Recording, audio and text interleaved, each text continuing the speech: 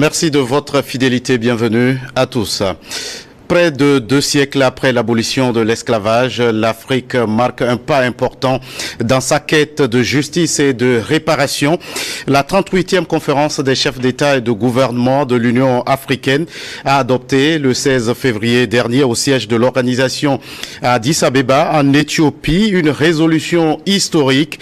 Elle reconnaît désormais l'esclavage, la déportation et la colonisation comme des crimes contre l'humanité et un génocide contre les peuples africains. Nous évoquons le sujet sur ce plateau avec 2 invités. Monsieur Eyana Ejaide, vous êtes conseiller technique du chef de la diplomatie togolaise. Avec vous, votre collègue Dr Koudjo Adanou, vous êtes directeur des affaires administratives et financières au ministère togolais des Affaires étrangères, de l'intégration régionale et des Togolais de l'extérieur. Merci d'avoir répondu à notre invitation. Merci Gaëtan. Alors, Monsieur Ejaide, je commence avec vous. Comment réagissez-vous à cette résolution de l'Union africaine qui qualifie l'esclavage, la déportation et la colonisation comme crimes contre l'humanité, un génocide contre les peuples d'Afrique? Gaëtan, merci pour l'invitation et merci pour l'intérêt que vous portez à cette question qui intéresse tant les Africains et les Afro-descendants. Quelle est ma réaction? Elle est double. C'est une satisfaction en tant que Togolais de savoir que cette décision a été initiée et portée par mon pays et elle a été adoptée par l'Union africaine à l'unanimité de ses États membres. L'autre satisfaction, c'est en tant qu'Africain, savoir qu'enfin l'Afrique s'assume et décide de mettre les mots sur ses souffrances. Il y a un pas qui est accompli et il y a lieu de saluer. Alors, docteur Adanou, ce sera aussi votre réaction. Merci beaucoup Gaëtan. Je profite de cette occasion pour vous dire merci pour l'opportunité que vous nous donnez et puis saluer les premiers responsables de votre chaîne très suivie en Afrique. Merci pour le partage de l'information. Pour répondre précisément à la question, ma réaction, c'est une réaction de joie. Une réaction de joie. Nous sommes fiers d'être africains et nous sommes fiers d'être togolais. Mon collègue vient de le dire, l'initiative vient du Togo. Pour une situation vécue par l'Afrique durant des siècles, que personne n'en parle, c'est resté dans les oubliettes et que subitement on ressuscite ces faits pour qu'on en parle, pour qu'on puisse revisiter cette histoire. Nous ne pouvons que nous en réjouir et donc nous saluons et nous félicitons hautement nos autorités pour cette belle initiative. Alors, Monsieur Ejaide, vous reconnaissez là un tournant à l'actif du chef de l'État togolais Faure Gnassingbé, puisque c'est le Togo qui a porté cette déclaration. En quoi était-il important pour votre pays, le Togo, de se faire sien ce combat? Merci. Et il faut dire que Lomé devient progressivement la capitale panafricaine.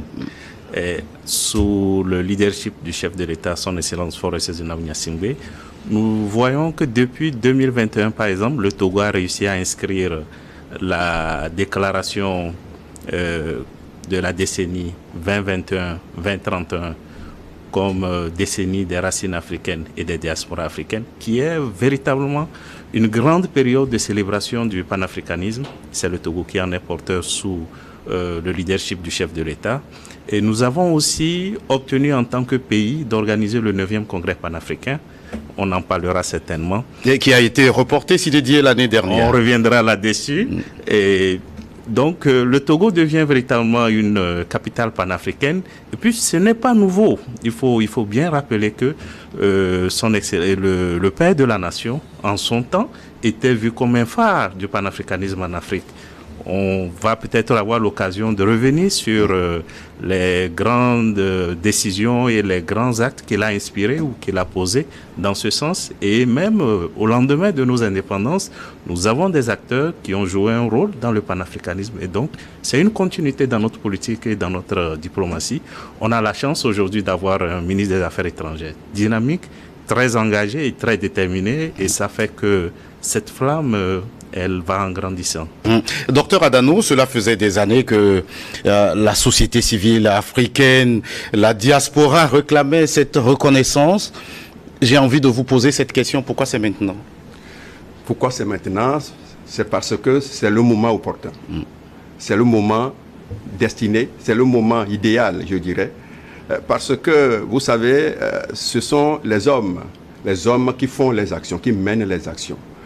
Vous l'avez dit, ça fait des années, ça fait des décennies, mais on pensait que personne n'a le courage d'en parler. Parce que ce qu'on a en face de nous ne nous autorise pas, ne nous permettent pas d'aborder ces sujets. Donc nous disons, pourquoi maintenant? Maintenant, c'est parce que nous avons des hommes qu'il faut.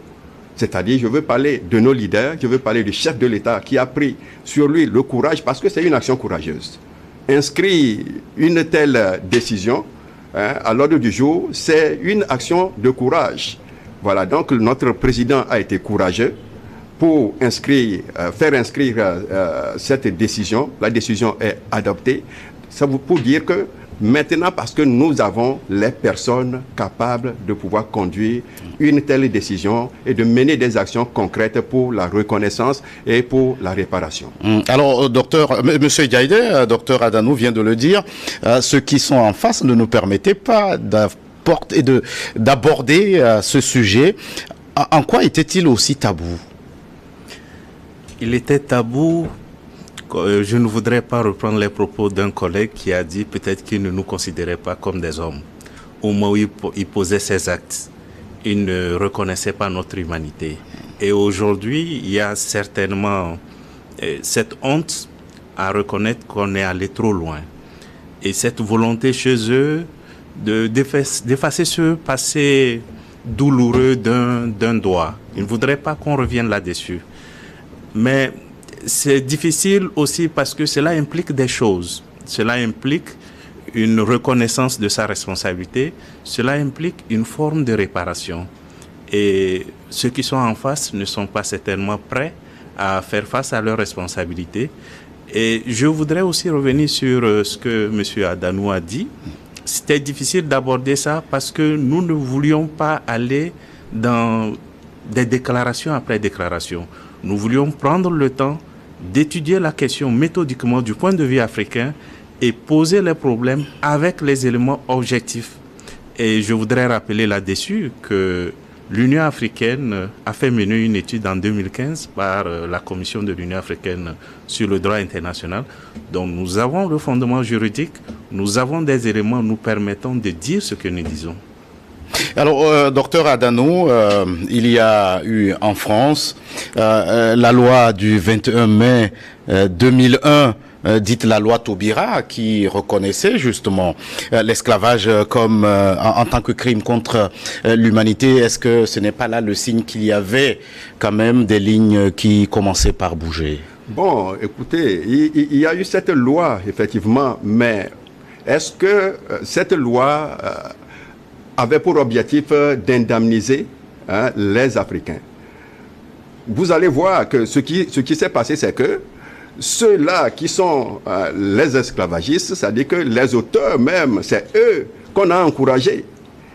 Les victimes n'ont pas été encouragées, on n'a pas fait cas des victimes. Et donc l'Afrique qui est victime, les peuples africains qui sont victimes, n'étaient pas effectivement concernés. C'est pourquoi cette initiative, c'est pour dire que l'Afrique doit prendre son destin en main. Nous allons écrire notre propre histoire. Nous allons donner nos mots à ce que nous avons vécu, à ce que nos parents ont subi. Ce n'est pas à quelqu'un de déterminer. Lui, il t'a flagellé, tu as eu des blessures, mais il dira, mais bon, écoutez, je lui ai juste donné un coup. Mais il ne dira pas, dans la réalité, la profondeur de ce que tu as ressenti. Vous avez été lié par le fer est rentré dans votre chair, atteint vos os, mais on dira que oui, mais les esclaves ont été liés. Liés comment? Jusqu'à quel point c'est ressenti? Les gens ont été déportés, les gens ont subi des choses, mais vous voyez, si ceux-là qui sont l'auteur de l'esclavage, si c'est eux qui élaborent cette loi, et si c'est eux qui mettent en œuvre cette loi, qu'est-ce que nous allons attendre en réalité?